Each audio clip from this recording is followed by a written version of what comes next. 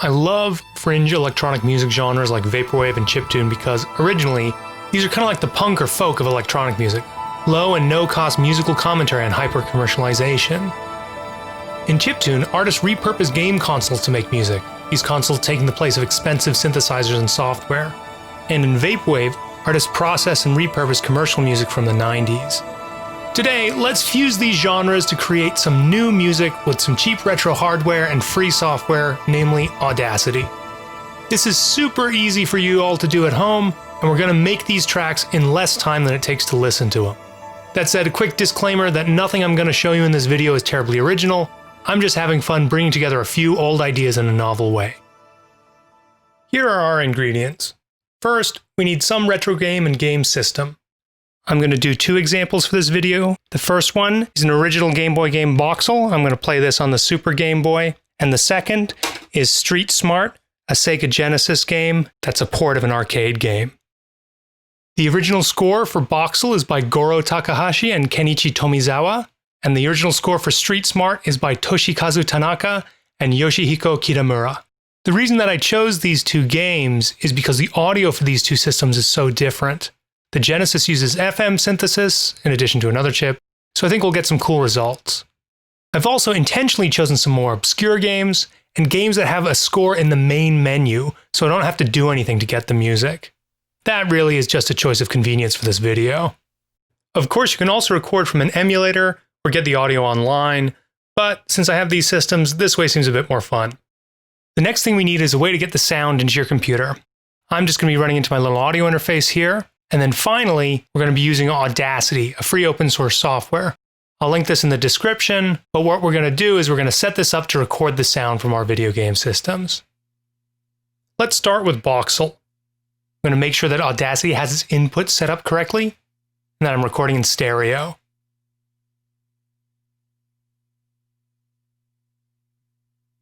And away we go.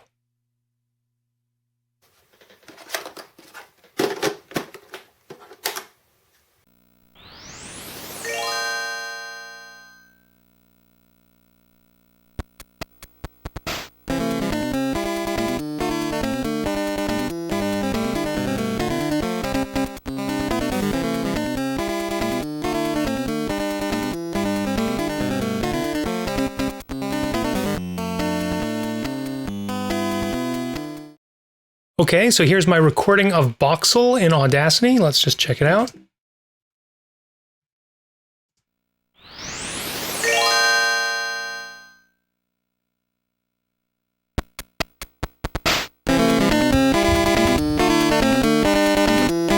All right, that's nice.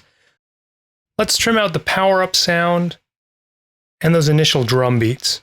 I want to start right in on that pitched material. Delete.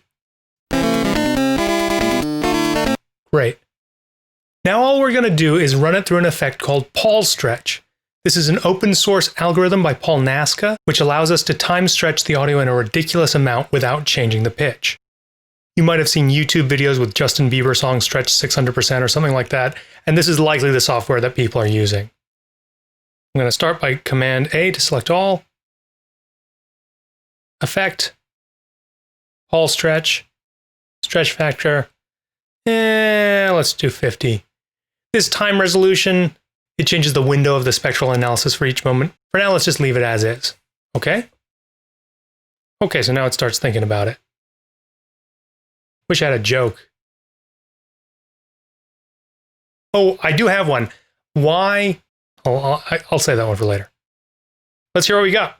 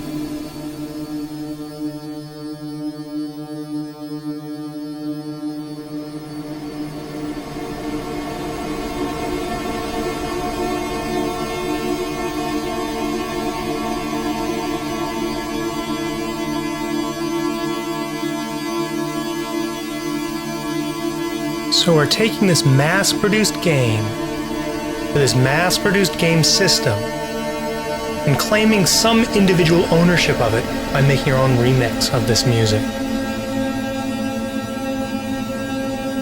This still sounds distinctly Gameboy, even though it's also changed to something significantly different.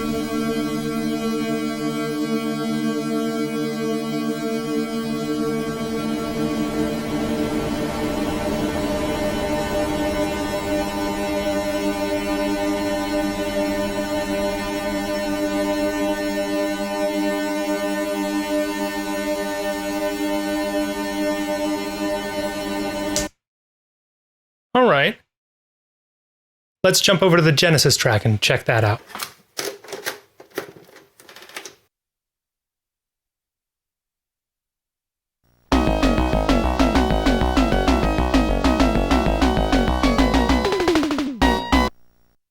You know, let's just do that much. Let me zoom in a hair. Just trim out a little bit of this empty space. Command A to select all. Effect. PaulStretch. Let's do this 160 times.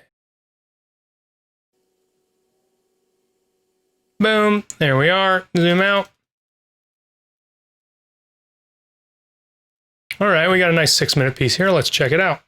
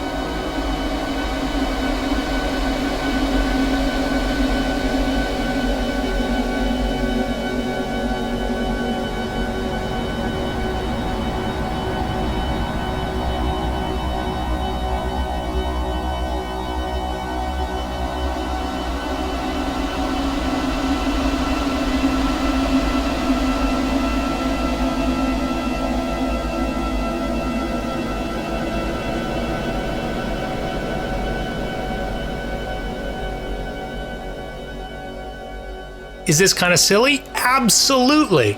But it's easy and fun.